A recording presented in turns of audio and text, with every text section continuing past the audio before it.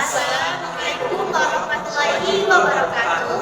Perkenalkan, kami dari kelompok 2 kelas Informatika 3. Nama saya Rino Novianto.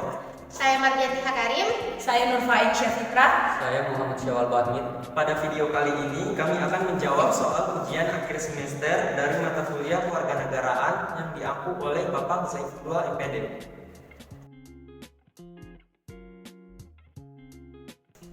Baik, jadi pada soal nomor 1, majikan memiliki kewajiban untuk memastikan karyawan menerima upah yang layak sesuai dengan peraturan yang berlaku.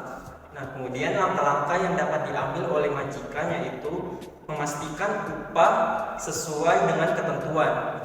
Pastikan struktur dan skala upah sesuai dengan ketentuan pemerintah seperti upah minimum regional atau UMR dan upah minimum provinsi atau UMP. Nah, kemudian mengevaluasi kinerja, melakukan evaluasi rutin terhadap kinerja dan beban kerja karyawan untuk memastikan upah yang diberikan sesuai dengan kontribusi mereka. Kemudian yang terakhir yaitu transparansi.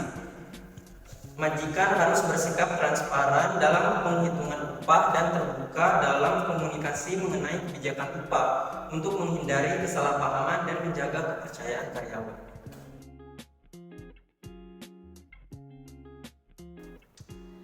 Oke, baik, pada soal nomor 2 yaitu adalah faktor-faktor selain budaya, dampak positif dan dampak negatif.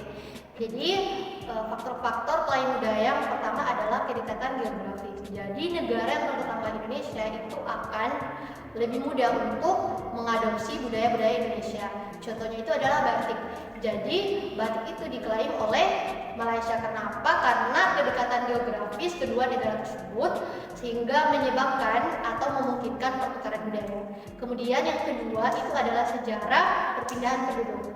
Jadi migrasi ini dapat menimbulkan percampuran budaya yang ada di tetangga-tetangga negara kita. Nah, contohnya itu ada juga Malaysia, di mana di sini Malaysia itu mengklaim bahwa rendang itu adalah makanan khas mereka. Dikarenakan kenapa? Karena banyaknya orang Minang yang bermigrasi ke Malaysia dan membawa resep tersebut. Dan yang ketiga adalah perlindungan hukum rumah. Yang kita ketahui kenapa? Karena kurangnya dokumentasi dan hak cipta budaya Indonesia. Contohnya itu adalah tari pendek. Jadi tari pendek ini beberapa waktu lalu itu digunakan oleh Malaysia dalam iklan pariwisatanya. Karena apa? Karena kurangnya dokumentasi resmi dan perlindungan hak cipta oleh pihak Indonesia. Nah, kemudian apa sih dampak positifnya? Yaitu meningkatkan kesadaran kita, menyadarkan masyarakat atau warga Indonesia dalam melestarikan, kemudian memperkenalkan, oh ini budaya Indonesia dan ini adalah kesenian-kesenian yang ada di Indonesia. Baik, saya akan menjawab soal nomor 2 yaitu dampak negatif klaim budaya terhadap keberlangsungan budaya Indonesia. Yang pertama ada hilangnya pengakuan dan kebanggaan nasional. Klaim budaya dapat menghilangkan pengakuan dan kebanggaan nasional terhadap budaya leluhur, sehingga melemahkan identitas bangsa. Yang kedua, ada terhambatnya pelestarian budaya. Klaim budaya dapat menghambat upaya pelestarian budaya karena memicu perselisihan dan kebingungan terkait kepemilikan dan pengelolaan budaya. Yang ketiga, ada eksploitasi budaya. Klaim budaya dapat membuka peluang eksploitasi budaya oleh pihak lain untuk keuntungan ekonomi tanpa memberikan manfaat bagi masyarakat pemilik budaya asli. Yang terakhir ada konflik dan ketegangan internasional. Klaim budaya dapat memicu konflik dan ketegangan antara negara, mengganggu hubungan diplomatik dan kerjasama internasional.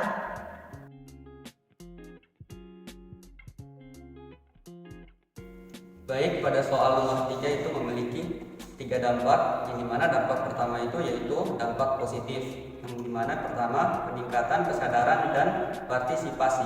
Teknologi informasi memungkinkan generasi muda untuk lebih mudah mengakses informasi tentang nilai-nilai bela negara, sejarah dan kontribusi yang mereka bisa berikan kepada negara.